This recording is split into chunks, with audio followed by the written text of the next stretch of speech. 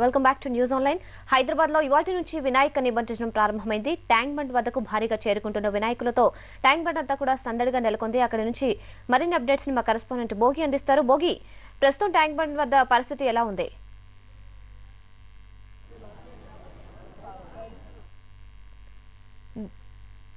భోగి వినిపిస్తుందా? ప్రస్తుతం tank bund వద్ద పరిస్థితి ఎలా ఉంది భోగి?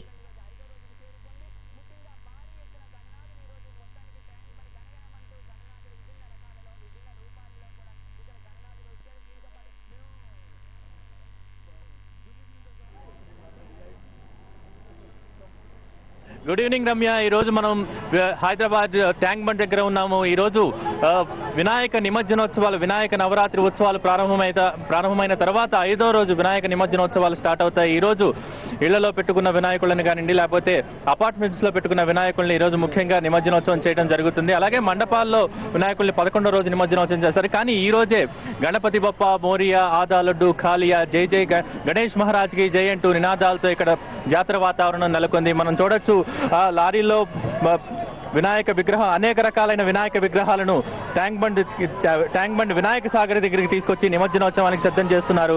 అనేక రకాలైన గణపతుల్ని మనం ఇక్కడ చూడొచ్చు. ఈసారి మట్టి గణపతుల్ని ప్రతిష్ఠించాలని చెప్పి, ఎకో ఫ్రెండ్లీ గణపతుల్ని కూడా ప్రతిష్ఠించాలని చెప్పి స్వచ్ఛంద సంస్థలు కూడా చాలా పెద్ద ఎత్తున ప్రచారం చేశాయి. కానీ ఇక్కడ ఈ రోజు చాలా తక్కువ సంఖ్యలో మట్టి గణపతులు కనిపిస్తున్నారు. రకరకాల వినాయకుల్ని మనం హైదరాబాద్ మొత్తంలో చూడటం చాలా తక్కువ. కానీ ఈ వినాయక సాగర్కి వస్తే మాత్రం రకరకాల భంగిమల్లో, రకరకాల ఆకారాల్లో ఉన్న వినాయకులను మనం చూడొచ్చు. ఈ రోజు మొత్తం దాదాపు ఇప్పటిదాకా కూడా దాదాపు 1500కు పైగా విగ్రహాలను నిమజ్జనం చేశారు.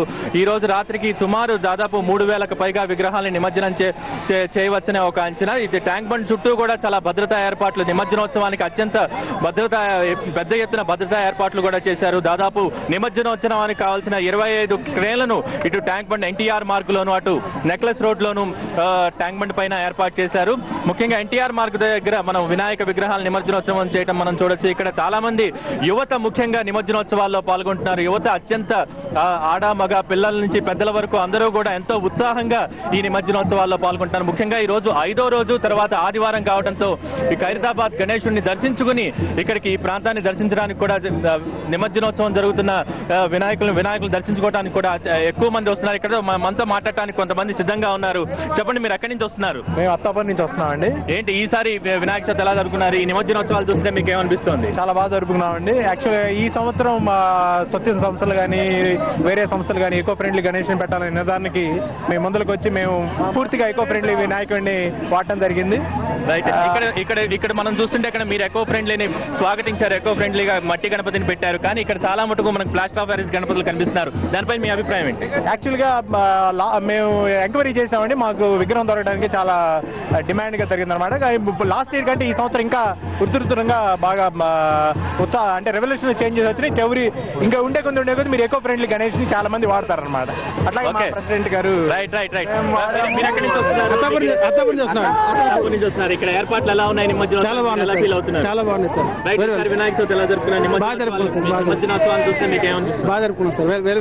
రైట్. ఈసారి నిమజ్జనోత్సవాలకి అత్యంత వైభవంగా జరుగుతున్నాయంటున్నారు. ఈ ఎకో ఫ్రెండ్లీ గణేష వాడడం వల్ల పర్యావరణం చాలా అవసరం. ప్రస్తుతానికి మన బయోడైవర్సిటీ ఈ ఇయర్ మనం సెలబ్రేట్ చేసుకుంటున్నాం కాబట్టి ప్రజలందరూ, హైదరాబాద్ ప్రజలందరూ కూడా ఎకో ఫ్రెండ్లీ మట్టి వినాయకుడి విగ్రహాలు పెట్టి ముందుగా. రైట్. ఇక్కడ యువత అత్యంత ఉత్సాహంతో పాల్గొంటున్నారు. దాదాపు ఈ ఒక్కరోజే మనం చూడొచ్చు వినాయక విగ్రహాన్ని నిమజ్జనం చేసే దృశ్యాన్ని మనం అంగరంగ వైభవంగా నిమజ్జనోత్సవం చేస్తూ ఉన్నారు. ఆ దృశ్యాన్ని మనం చూడొచ్చు.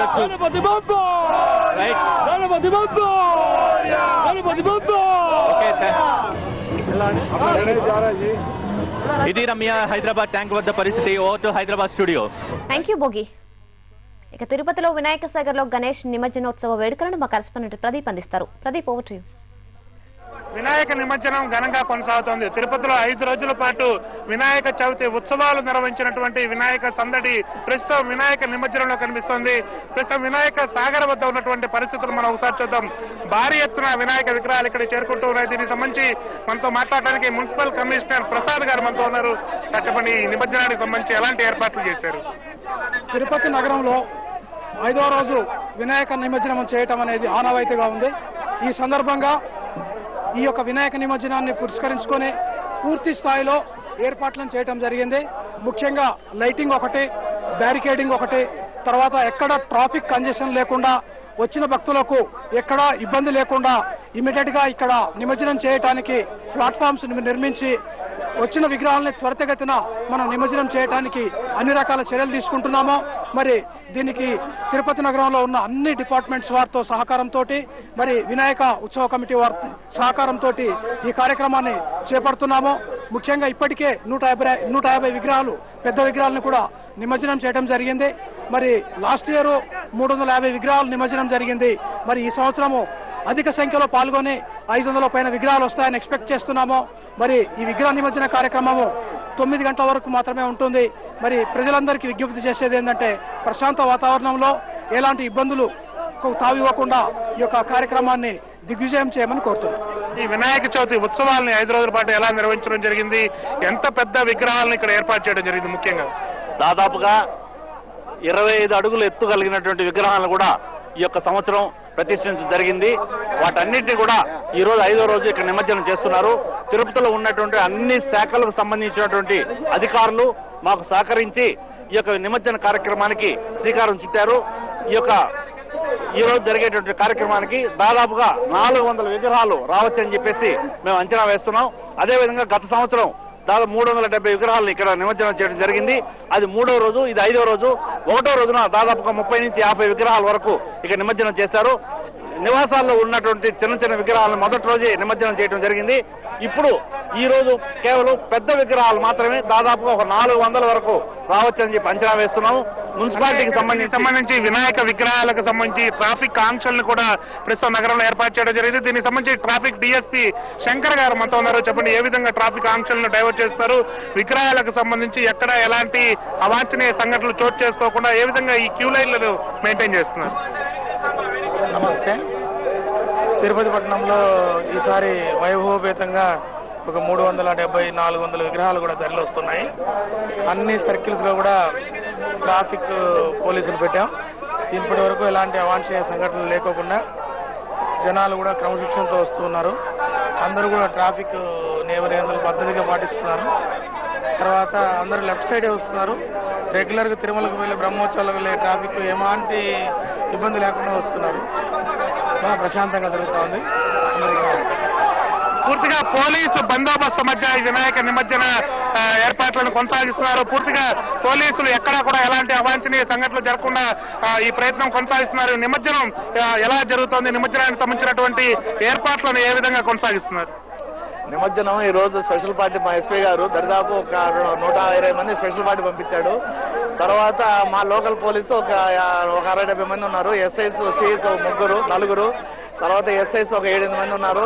తర్వాత స్టాఫ్ అందరు ప్రతి ఒక్కరు ప్రతి రూట్ కానీ తర్వాత మన ఎన్ రూట్లో కానీ సాగర్లో కానీ అందరూ చక్కగా స్పెషల్ పార్టీ వాళ్ళు, సిఐలు అండ్ ఎస్ఐలు అందరూ బాగా చక్కగా చేస్తున్నారు.